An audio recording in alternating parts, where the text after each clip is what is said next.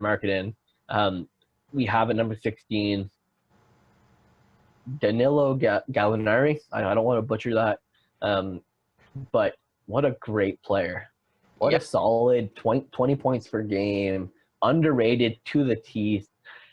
Nobody's given him respect. He's been on winning teams. He shoots up fantastic. He's tall. He moves around the court. He's got a good IQ. I don't know if it's because he's European that he doesn't get the respect he deserves, or because he had that label of fragile at the beginning of his career. He hasn't missed games the last 2 years. He had a good 2 years where he had a couple minor injuries, one major injury, but he's a great player. yeah. I mean, overall, he's super good. Like you said, definitely that might have some factor in it in terms of the fragility. Also, the mold of, I guess, he's not necessarily, again, like a true power forward where if you have the opportunity to play him at small forward, offensively, I really like him. Yes, on defense, he might struggle a bit in terms of speed. But again, in terms of offense, if you could space him out the four to the three, super good for that. The same thing, if you space him throughout the four, he's clearly shown that he's comfortable doing it, and he likes the role a lot. Like the role in OKC where he thrived. I was surprised they actually got rid of him because it looked like a team on the rise, and he looked Yeah. like such a good fit there. Another great fit in Atlanta, even though they are very cluttered between that power forward, small forward position already. He'll probably continue to find a way to, like you said, put up maybe not 20 if he does again, awesome, but minimum 16, probably other than Davis Bertans, the best shooter, probably the best all-around shooter at the power forward position, I would say, in terms of being able to hit the free throw, the three, the field goals. I'd say Danilo Gallinari is probably the best shooter at the power forward position, which again gets him higher on the list. Very consistent, as you mentioned, year over year, Yep. is hovering around 20 points. Even since the year he's entered the league, I believe he might have been 8 or 9 points, and he jumped up to 15 shortly after. And he hasn't fallen. Like this is a guy year after year who we know what he could do. He's not a guy, no matter what type of environments it in, he struggles. So yeah, Danilo Gallinari, can't say much good about him. I could even argue that depending on how this year goes, he could probably even be higher than a couple of the guys that are upcoming. I completely agree. What hurts him, why he's not any higher, is that he's probably going to be the backup. He's Yeah, going to be going into a 6-man role where yeah, he was starting in OKC.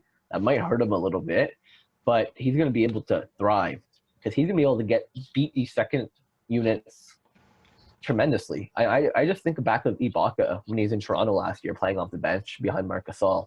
He was able to come in 10 minutes into the game, and either guys are tired or they're playing against subs. And not every team is built to have a guy like this on the bench. Most teams don't have him on the bench. That's why Davis Bertans has such a great role as well. He comes off the bench. I can definitely see him thriving in this. Like this will be, I'm pretty sure, his 12th to 13th season. He's averaged over 12 points per game since 2009. yeah. 11 years at this point. That's what I mean. Like he had the jump and he hasn't fallen behind it. I know at all. He just even at the older age keeps getting better. I mean, last year, like this is a guy who again as a power forward, he shot 40, 90, and 43. That's amazing. Like that's so Yeah. like again, like there's Steve Nash, what was it, the 40, 50, 90 club, and him, Calderon, and a couple other guys are the only guys to make it. And then again, you have a power forward who's shooting 40, 90, and 43. Like he's 7% off from making an exclusive shooters only club. That's amazing. I can't really say much else better than him there, other than like you said, his consistency. Like we also mentioned, maybe he goes down a bit in terms of production just because he is playing in a bench role. But on any given night, if any of the guys get injured, whether it's at small forward, at power forward, we're going to see At Danilo. center. Yeah, we're going to see Danilo Gallinari get minutes, and he's definitely going to continue what he's been doing.